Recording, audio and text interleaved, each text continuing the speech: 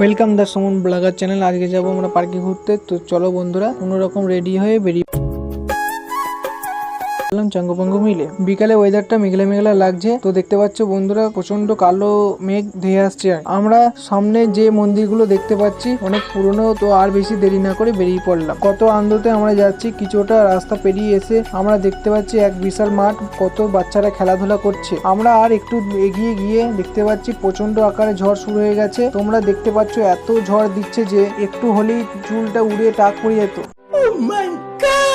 কোনো রকম দুজনে তাড়াতাড়ি করে একটা দোকানের সামনে দাঁড়াই। পুরো ভিজে গেছি, যা প্রবল আকারে বৃষ্টি হচ্ছে। ভেবেছিলাম আর ভিডিও শুট করা হবে না। কোনো রকম বৃষ্টিটা ছাড়লো। কেটিএমটা নিতে গিয়ে দেখছি আমার কেটিএম তো পুরো ভিজে গোবর।